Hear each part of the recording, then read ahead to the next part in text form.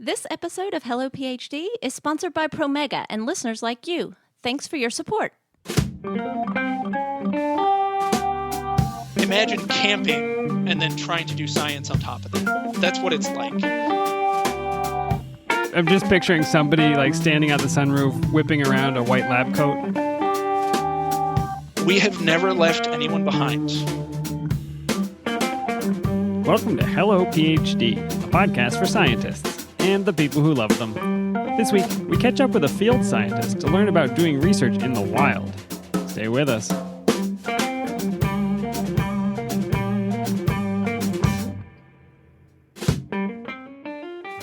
And we're back. This is Hello PhD, episode 128. I'm Joshua Hall. I'm Daniel Arneman. And we'll discuss the human side of science and life in the lab.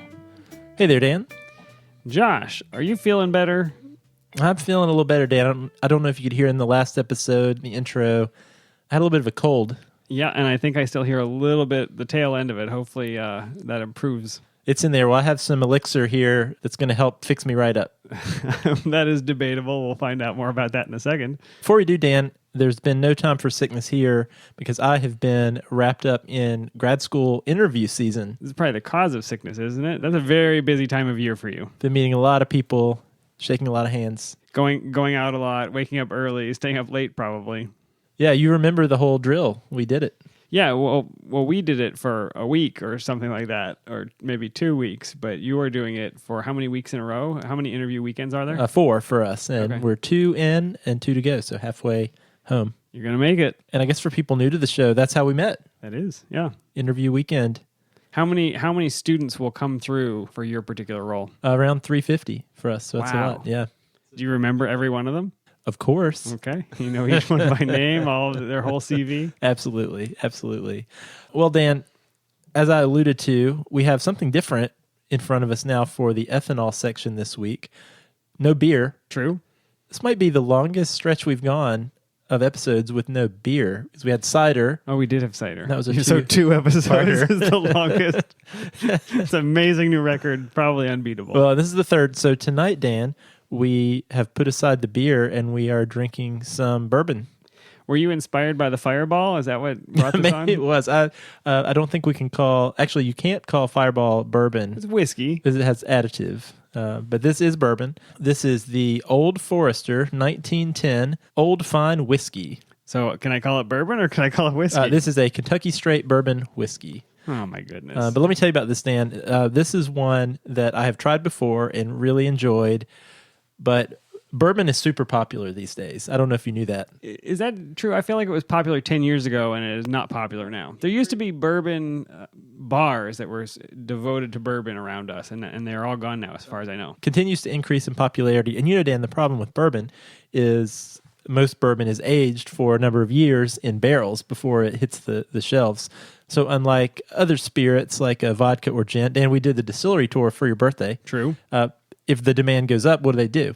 You just distill a lot more. Yeah, and you pump out more and you put it in the bottle and you go. But this, Dan, you know, a lot of these bourbons, maybe 4 to 10 years goes by before when they actually forecast how much they're going to produce and when it actually would hit the shelf. So a little bit of delay. So this is one I enjoyed but have not been able to find, but I found it today. So Dan, tell me what you think, and then I'm going to tell you a little bit about what's special about this 1910. My first nose on it was a combination of cake, it's got a sweetness to it, and furniture polish.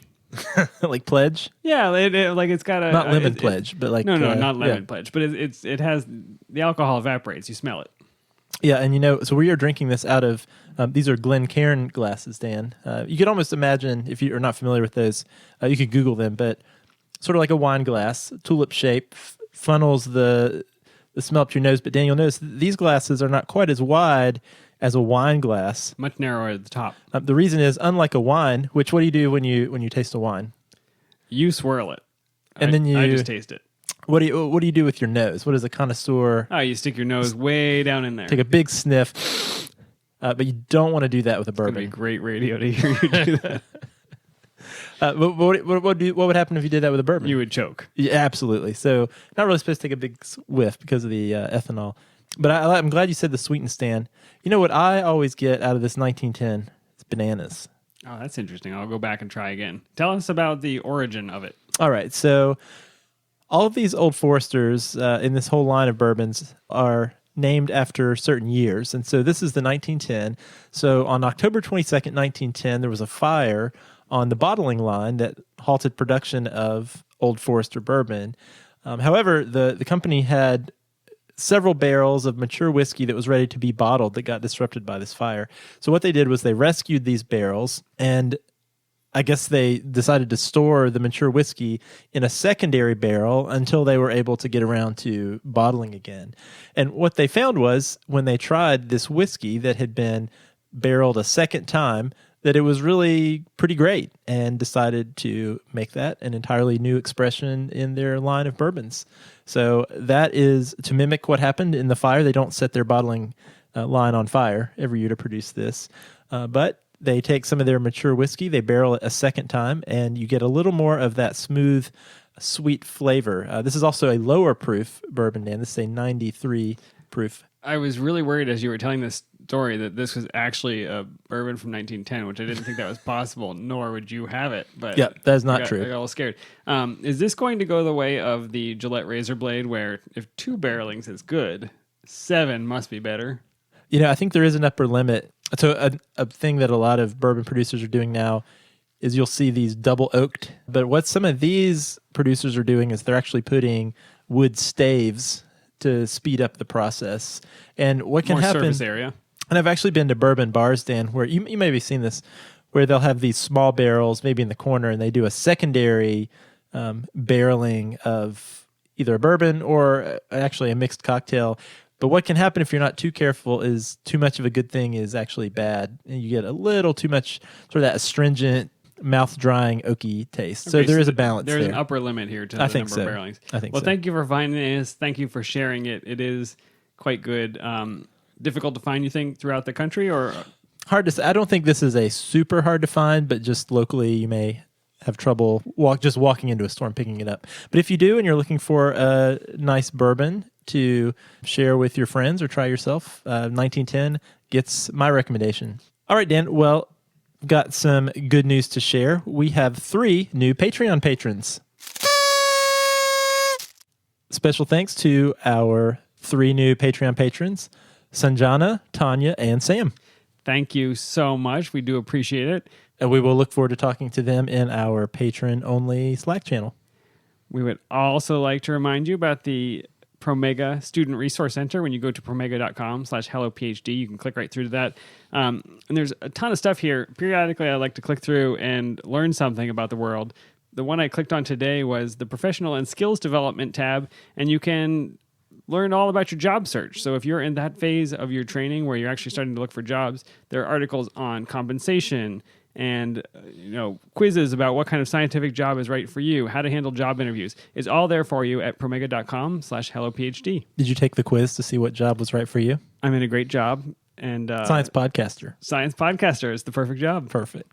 With that in mind, let's move into our topic of the week.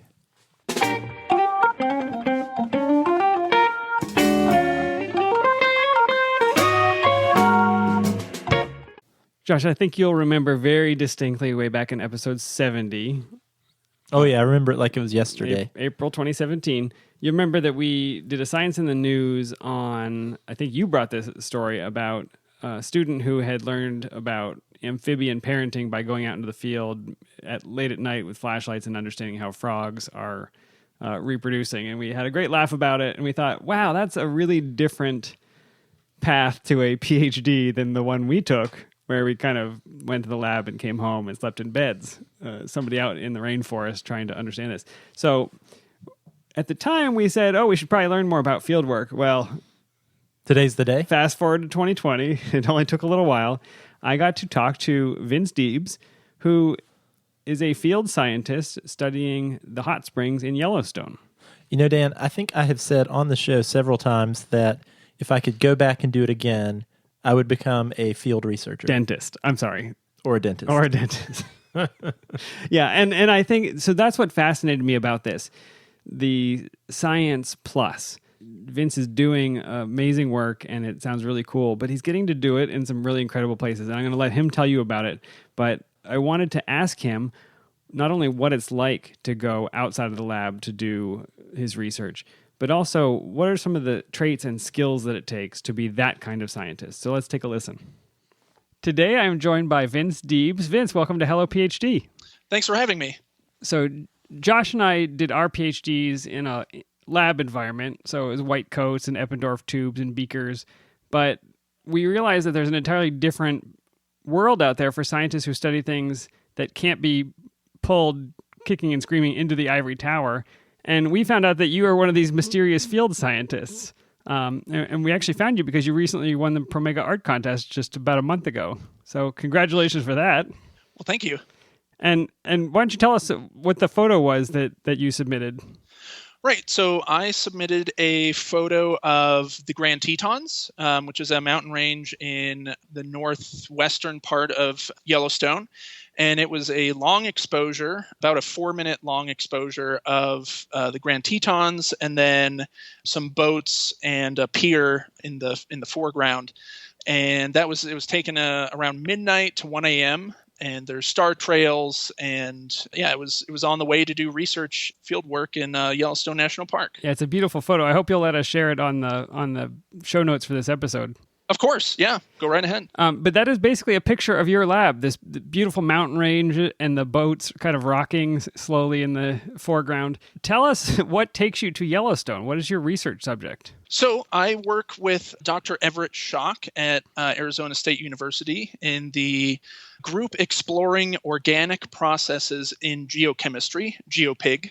And so essentially what we are trying to do is connect geological processes, subsurface water rock, gas reactions, and spatial chemical variability in hot springs to microbial diversity and functions. So there's microbiology in there, or is it pure geology and chemistry? There is microbiology in there. So we like to call ourselves a geobiochemistry lab. Or Yeah, a you do. Geochemistry lab. That's great. And so that's not something that is even possible to study in a lab. You're actually going out and you're taking samples at these hot springs. Is that right?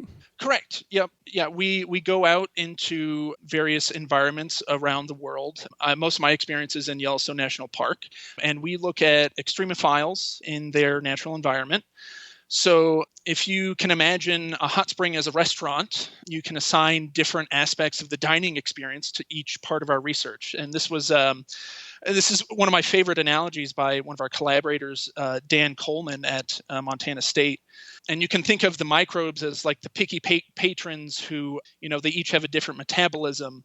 Some prefer ferrous iron oxidation, others sulfate reduction, and maybe there's some hydrogen oxidizing methanogens in there. So if we translate that into gastronomical terms, you could have a vegan, a vegetarian, and a person following paleo diet all going out to dinner together.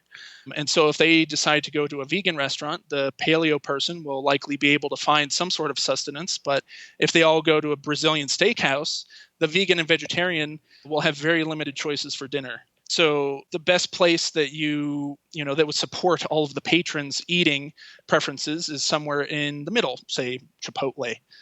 The menu that the restaurant puts out is directly related to the kind of patron you will likely see at the restaurant. If we can measure the amount of hydrogen, iron, sulfate, nitrate, etc. in a hot spring, we can learn more about the sort of microbes that live there. Taking that even further, a chef might build a menu out of what's in season or what the vendor is able to provide.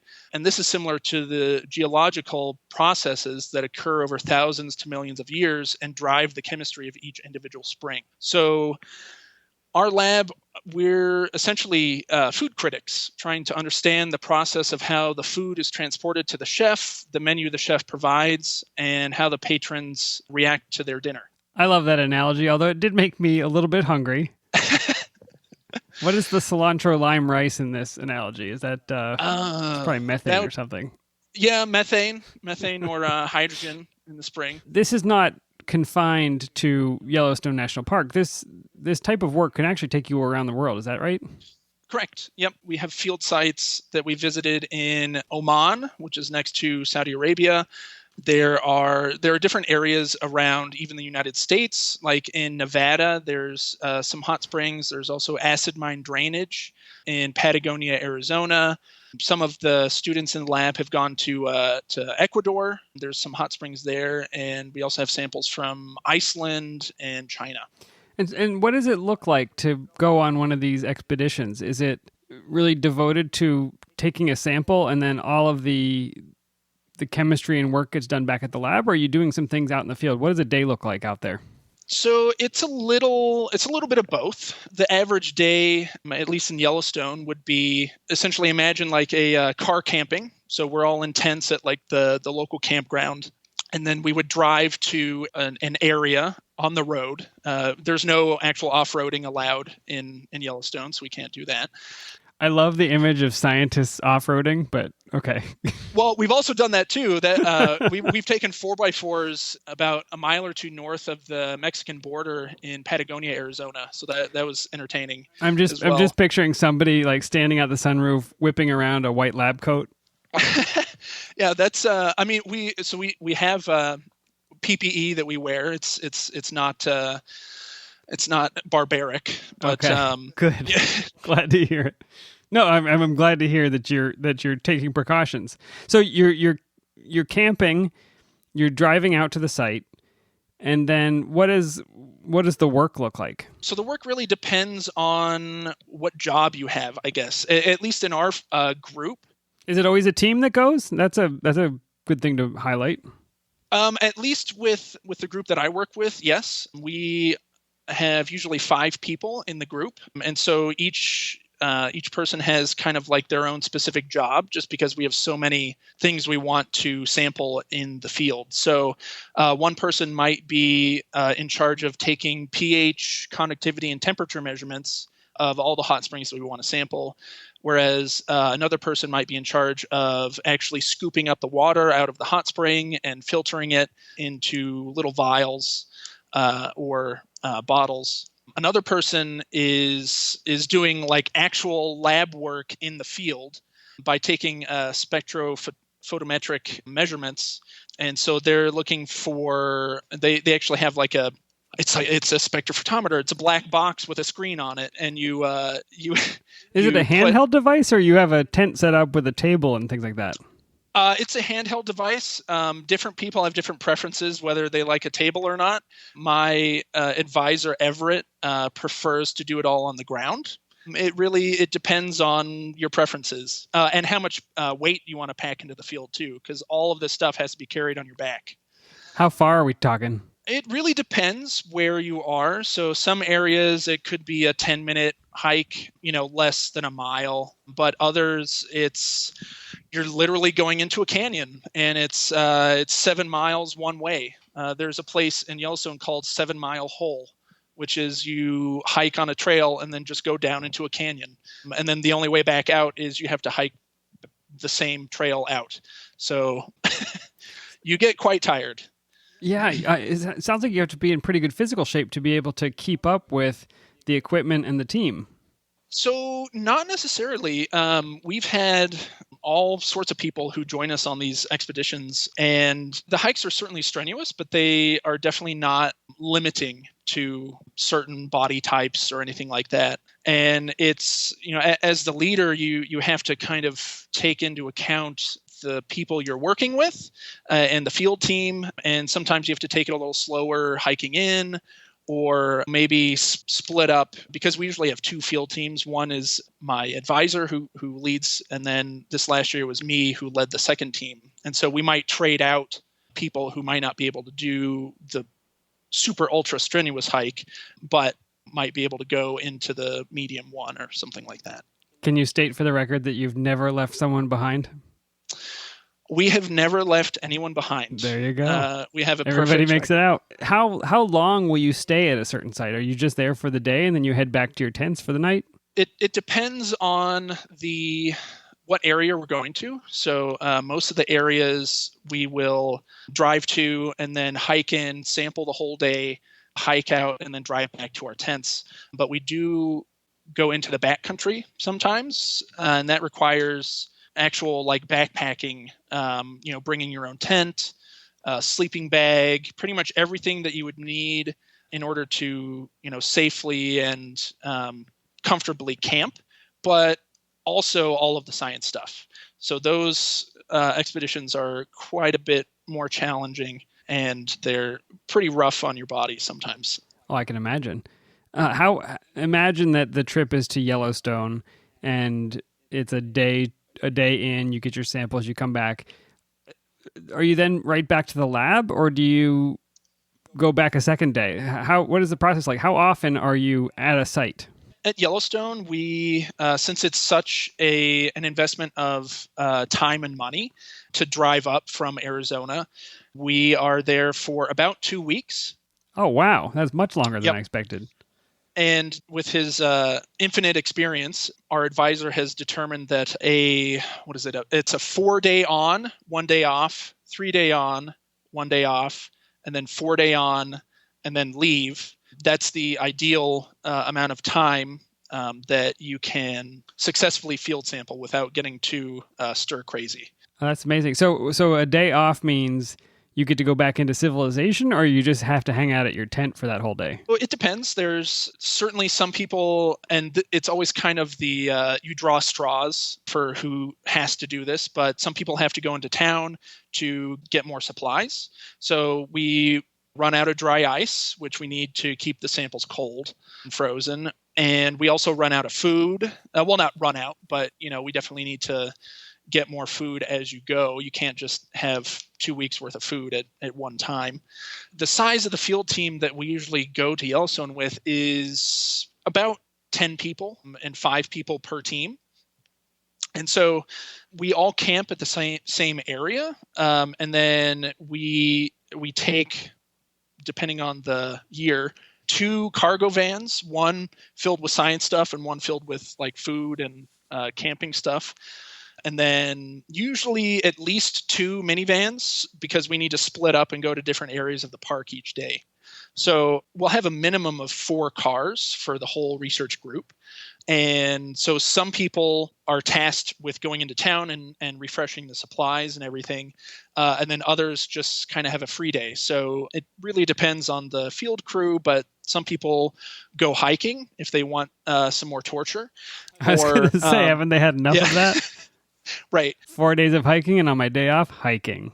And there are some beautiful areas that you really don't get to see doing research, because a lot of people don't realize that it's not a vacation. You're going there to do work, and so they're like, oh yeah, I'm going to Yellowstone for 2 weeks and expect that they're going to see all these sites. But honestly, myself, I've only seen Old Faithful go off once in the 9 years that I've been there, and that's because there's not a lot of time in between the field days. And when you have to split up cars on your days off, some people have to go around, it's like you split into groups of like, oh, I kind of want to go hiking, but I also want to go see Mammoth Hot Springs and, blah, blah, blah. And so it's just like, I kind of fit in there, but I really want to go over here.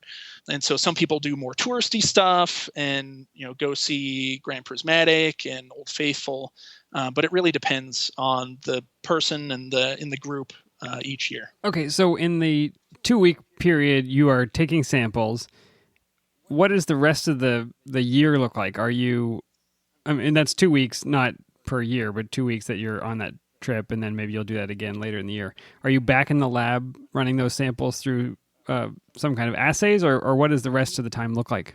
Surprisingly, 2 weeks worth of sampling generates at least a year's worth of work. Wow. That you have to do That's great. In the lab. For each sample, we'll do the in-field measurements of, pH and temperature and conductivity and, silica and iron and everything. But there are also analytes in the water that we don't have field instruments for. So we have to bring them back and put them in the mass spec, or do high pressure liquid chromatography on them to figure out how much chloride is in the water. You don't have a backpack size mass spec? No. Yet. If someone were to develop that would be something. I'm working on it. Man, those magnets would be just intensely heavy. I've got it down to the size of a small building. We'll get there. Right.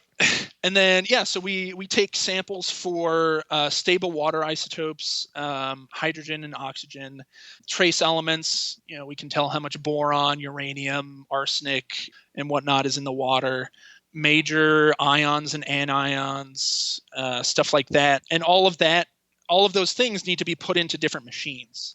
So once we get back from the field and you have, generally people are unreachable for about maybe a week, maybe a little less, but you need a little time to be away from the people you were just in the field with for 2 weeks. So, you take a little time off, and then you come back and start to actually analyze all the samples that you took, which takes a while depending on if the instrument's broken or not, or right, normal lab things that the rest of us can understand. Right. The 2 weeks of sampling and a year's worth of analysis suggests to me that those 2 weeks are more important than any other 2 weeks of the year. And so I have to imagine that you're doing a ton of planning and preparation to get there. Yes. You mentioned getting dry ice partway through because you're dealing with keeping samples cold, but what happens if you run out of things when you're in the field? How do you prepare yourself to be there for so long? That's probably 90% of actually doing field work is the preparation. Maybe not 90%, maybe like 80%, something like that. But you need to have everything planned out. The name of the game is preparation. I mean, there's 3 kind of aspects that I like to think of when it comes to field sampling, and that's the first one is logistical, and that's stuff like car rentals, hiking equipment, compass and GPS for orienteering, maps of the area, permits for making sure that you're all completely legit when you're actually sampling these hot springs, all the food that 10 people are going to need for 2 weeks, or at least for the first 4 days, and then you can go and resupply. So it's essentially you need to figure out all the items that you would need to go on an extended camping trip as just one part of the preparation. That's just for keeping humans alive. Exactly. At a campsite. Yep. No science gets done with that amount of preparation. Maybe some psychological experiments could be done with human beings put into confined spaces, but yeah, no geological research can be done. So what does it look like to plan experiments out in the field? So planning experiments is all about knowing your protocol back and forth. You need to be able to bring every reagent that you need and extra that you think you won't need, but it's better to bring it and not need it than need it and not have it. You can't overnight things into the park. The fastest you can get things shipped is 2 day. So if you're planning on doing something in the field on Monday and you realize you don't have it, if you can reach people in your lab who aren't in the field, it's going to be Thursday by the time you have it. If they can, ship it to you 2 day, it all depends on good luck when they get it to right. And then on top of that, you need to prepare all of your vials and bottles exactly according to the protocol beforehand. So all you have to do is label what sample it is and fill it up with water or biofilm or sediment or something. There's no time or facilities to acid wash 400 little Nalgene bottles and dry them in a laminar flow hood overnight. It's just you just can't do that. I mean, imagine camping and then trying to do science on top of that. Like that's what it's like.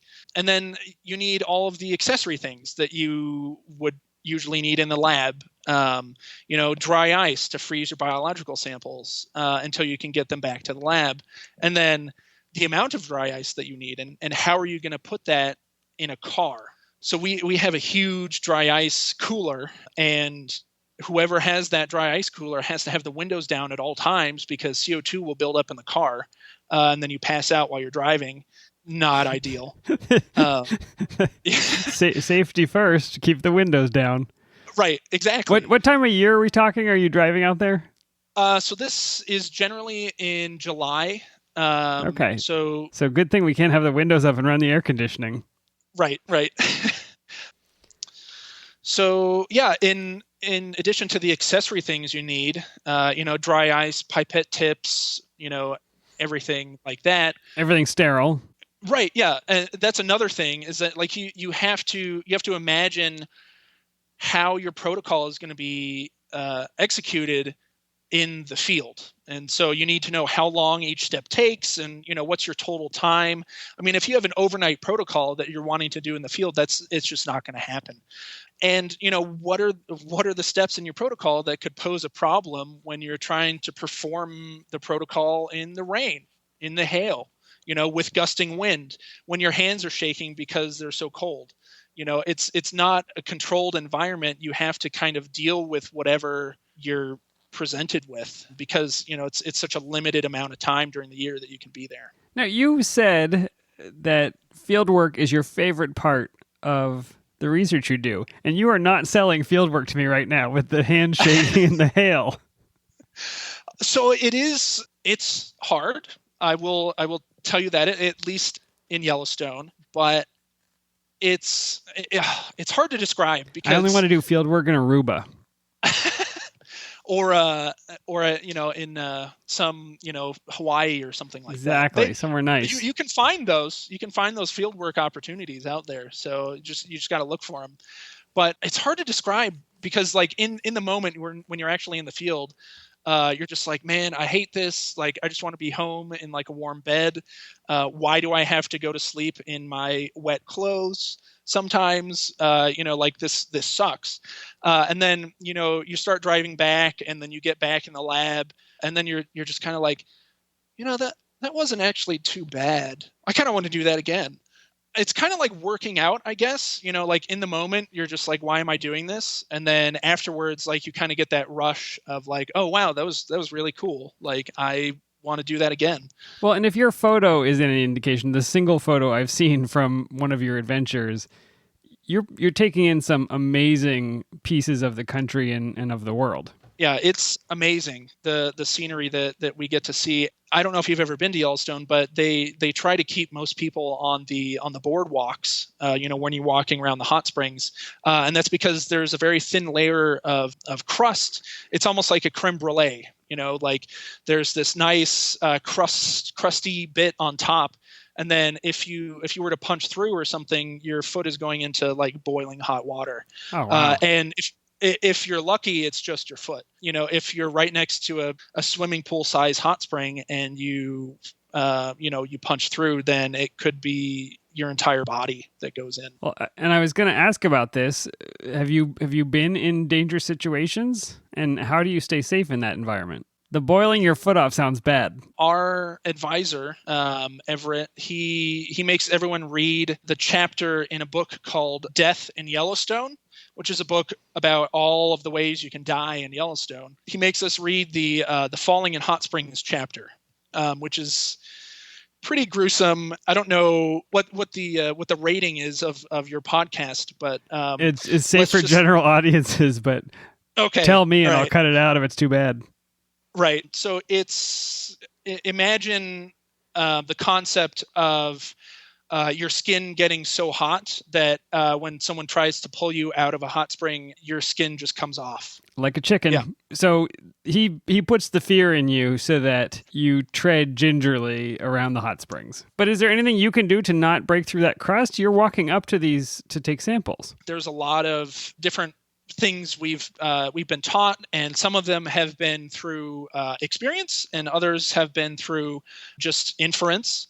And I can't really go into all of them because I don't want to give everyone the hitchhiker's guide to walking up to hot springs. Understood. But if you imagine what a hot spring is, there's a lot of heat that's coming up from the subsurface. And heat isn't really good for most life. Extremophils like it, but most life doesn't. So if you can stay on areas where there's grass or, a lot of trees and everything, that's an indication that there's not a lot of heat and therefore there's not a lot of danger for standing where you are. That makes sense. You step off the living place and you won't be living. Right. I'm sufficiently terrified.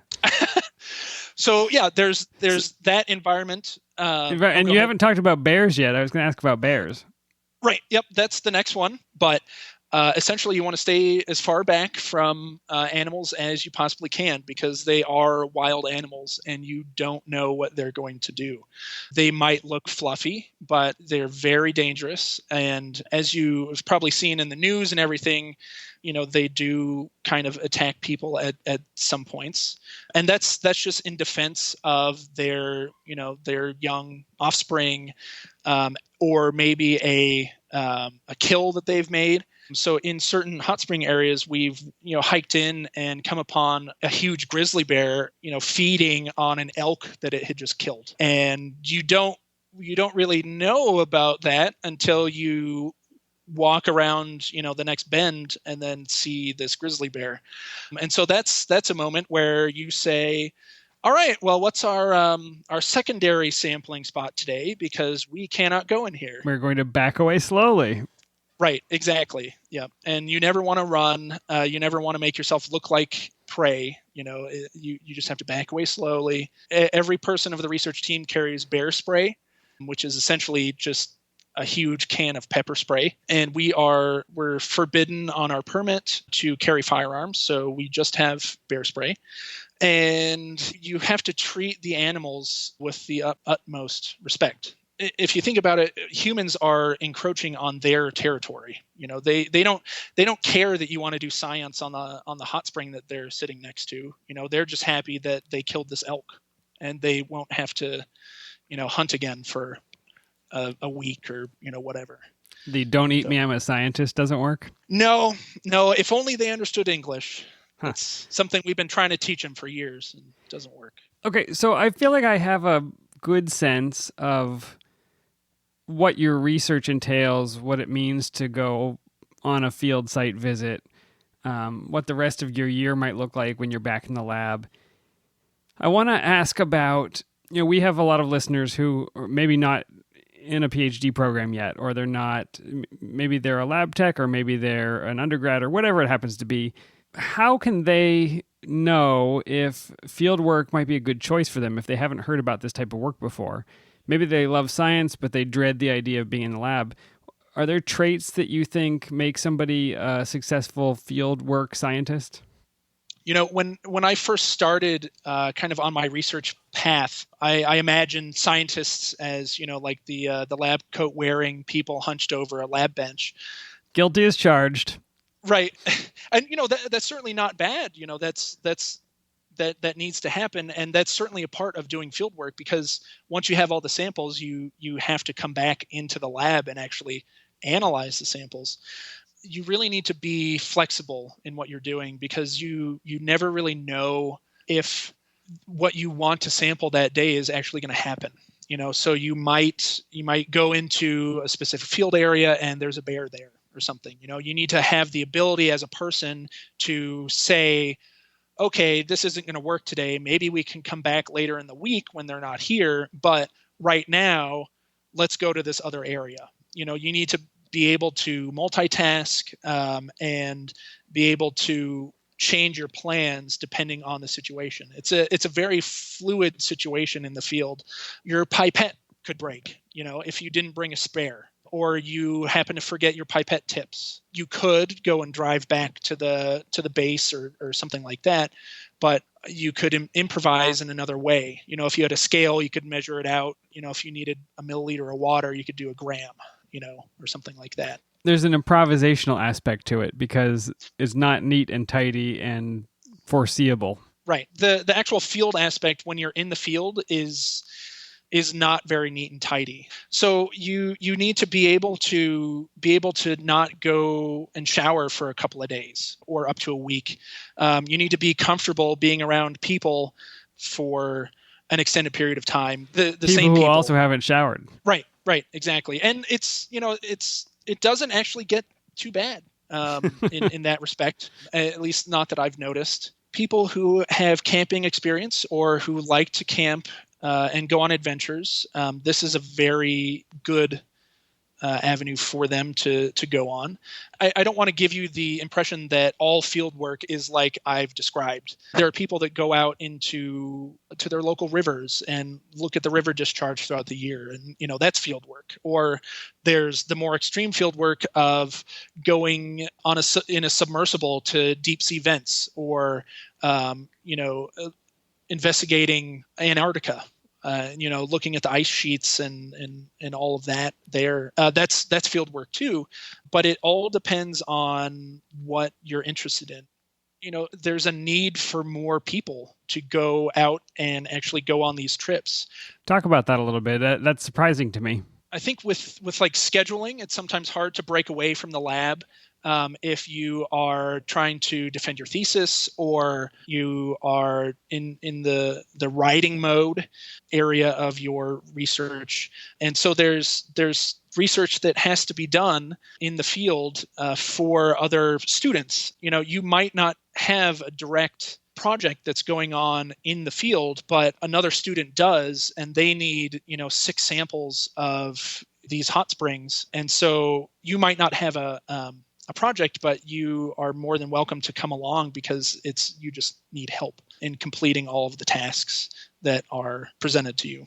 It seems like, from your description of the way your lab does their field trips, that it is a more team-based approach to research. It's not everybody has a single project and it's every man for himself. It sounds more like people have divided up the work to accomplish a common goal. Is that sound accurate? Yeah, that's very accurate. There's certain aspects that are more individual based. So if someone is interested in the rate of iron oxidation of certain microbes in a hot spring, they might have their individual project of sampling the sediment, and then essentially in like a little microcosm experiment, measuring iron in there over a set amount of time. But on top of that, there's the more team aspect of, well, with that specific experiment, you also need all of the other data that goes along with it. You need the pH and temperature. At a certain point, you're going to need to know all of this other stuff that goes along with that one experiment that you did.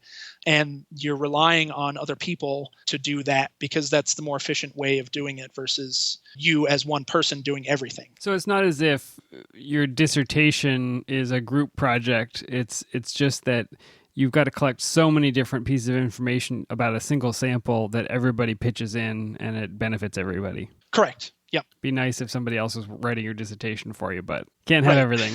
Vince, thank you so much for taking the time to tell us about your experience, your research. Yeah, I mean, thanks for having me on. I've never really done a podcast interview before. So, first time for everything. That's true. Yep. The only way to learn is through experience. So.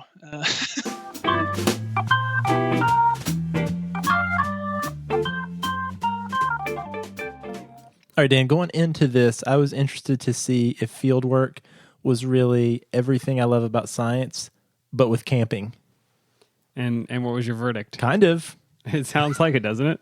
At least what Vince does. At least, well, it's not like this was something I think to keep in mind for me. I guess the exciting thing that we talked to him about is, it seems like those 2 weeks for the year he's out there at the field site. But then there's still a lot of time in the lab doing lab type stuff under the fluorescent lights. Minus 2 weeks. Yeah. Yeah, I think that's true. You do enjoy camping. You enjoy being outdoors and doing that type of thing, right? I do. Do you like camping? I don't love, I hate it when you camp in a tent and you wake up and your clothes are wet. Oh, yeah. That really bothers me. We've camped before together. Yeah, that's a true fact. But I have to say this.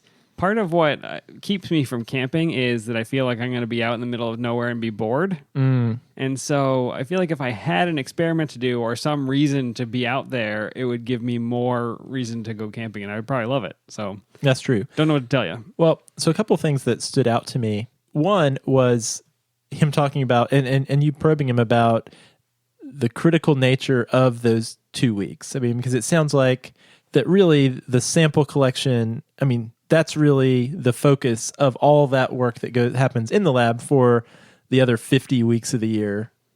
Are those samples collected during that 2 weeks? That's a lot of pressure. If you mess up, there's no going back 2 weeks later, And if you lose a reagent, there's no, I mean, he said it takes at least 2 days to ship it if you can get a hold of somebody in the lab. So there's very little room for error. And it sounded like there's a lot of improvisation. There's a lot of work on moving on to the next thing. If this thing doesn't work out, you're going to make your plan. You're going to spend a lot of time planning, but at the same time, you better be prepared to shift. We've got to get these samples no matter what. The thing it made me think about was going camping with my family. And, with the age of my kids, we've not tried a camping trip longer than 2 days. I know your kids love to sample hot springs. Well, I think about the amount of stuff that we pack for a 2-night two nights trip, where we're basically just sitting around and eating Cheetos and grilling hot dogs, right? You are also taking 2 caravans and a science van just to go for pretty 2 much nights. the same. So it's just hard to imagine the level of planning and detail that would go in to a 2-week field study with multiple people and just all the things you'd have to think through, basically building up this mobile lab out in the wilderness. So true. And I think everybody can do the thought experiment. Picture in your mind everybody you work with in lab right now. Your PI, your postdocs, your grad students, your lab techs. Now imagine 2 weeks of really not showering a lot, being right on top of each other for 12 hours a day. I think he said that when they get back, they might disappear for a week and not talk to anybody because it is just so intense being with people like that. I think we did have some grad students in my lab who didn't shower a lot, though. So you have some of the experience. The other thing that this reminded me a little bit of, he was talking about the grizzly bears, and there's just something exhilarating about doing research that can kill you. And this reminded me of my days back in the BSL-3 doing research on pathogens that could kill me. True. Mice and grizzly bears are slightly different, but you did have some harrowing experiences. And there are dangers in the lab. And I think, he is trained to be where he is and to be safe where he is. And I think that's true for scientists even in the lab. He wanted to make sure everybody realized, and he emailed me after we talked, that one of the things that they're very conscious about while they're in the field that he didn't talk about was the chemical hygiene. So they're going out with all of these plastics and materials and chemicals, and they have to make sure that they collect and pack out everything that they take in. So now imagine you're doing your bench research, all of the waste that you generate, which is immense, they have to take with them and take back out of, hike back out of wherever they go. And he pointed out that even if you are not the kind of person that maybe wants to go camping, you can still work in a lab that is doing this kind of field work because they need people that are back in the lab doing the actual sample analysis, doing the assays. His particular group has a thermodynamic modeling team that is using the field data to improve models of the system. So there are ways to be involved. If you are passionate about preservation or you're passionate about certain species of animals that someone's studying, but you don't necessarily want to be the one that goes out with a flashlight at midnight, there's still a place for you in that research. Oh, that's good to hear. Dan, I will say, though, as someone who would be interested in taking the flashlight out into the field, I think I was trying to reflect a little bit about what seems appealing about that to me. Because I think, regardless of if you're a microbiologist or a cell biologist or a field scientist who's interested in hydrothermal vents or whatever, I think that scientific method and that kind of draw to questioning the world around us and seeking answers, that's a commonality. But one thing that seems different about the field work than maybe what I was doing was that the work you're doing in the lab seems really directly related to its big picture connection, because I'm in the lab working on these samples that I actually went out to the hot spring and collected, or, I was in a boat off the coast of South Carolina collecting these shark samples, and I can remember seeing the shark or seeing the water in the hot spring and the surroundings, and now I'm in the lab, maybe pipetting some liquids around, but I have that connection, that direct connection to the real world application in a way that I don't know that I always had doing molecular biology in the lab. It feels less abstract to you. Is that what you're saying? I think so. Yeah, I think that's possible. And so there are going to be people out there that are drawn away from the abstraction to the more concrete impact in the world. And this might be a good thing to consider. And it may be something that you haven't thought a lot about, because if you're on a university campus, you may have only learned about the research experiences that are very close to the university campus. But in truth, there are all of these other opportunities. And I think it's a very diverse world of field research, and we have barely scratched the surface. Absolutely. Closer to home, Dan, I can remember talking to a graduate student a few years ago who was in a lab that was doing a project that was very translational. Are you familiar with translational science in the context of biology or biomedical science? Closer to the patient. Yeah, exactly. And so what he was doing was he was very much working in a lab similar to the way we did. He was in an immunology lab, but part of his job was actually to go collect these samples directly from patients who were at the hospital, who were suffering from this disease that he was studying. So he was talking to me about how it really made his own work a lot more meaningful as he was working with sample A, and he knew, well, sample A, that was from that nice man, Jim, who has this disease. And it just brought it all home for him and helped him stay motivated to have that connection with, that real connection with the problem he was trying to solve. No, I think that's great advice for people looking for labs right now, to know that about yourself, that you want that connection, and there are ways to find it. All right, Dan, well, thank you for connecting with Vince, and thank you to Vince. And I thought it was cool, Dan, the connection that Vince was also the winner of the Promega Art Contest. And thank you for reminding me that we're going to post some pictures that he sent me of some geysers, his photo that won, and I have a few pictures of Vince in different locations. So go to the show notes and you can check those out. Very cool. Well, if you're listening and you have an interesting experience doing field work yourself, or if you have some other question or topic idea you would like for us to discuss on the show, we'd love to hear it. You can email us podcast@hellophd.com, or you can send us a tweet at hellophd. If you like the show, leave us a review on Apple Podcasts. We love the feedback. And if you would like to support the show, you can become a patron. Simply go to our website, hellophd.com, click the Become a Patron button, or you can visit patreon.com/hellophd. We would appreciate the beer or bourbon money. Depends on the day. Thanks to the ongoing support of all of our patrons. All right, Josh. Well, we will see you next time. See you next time.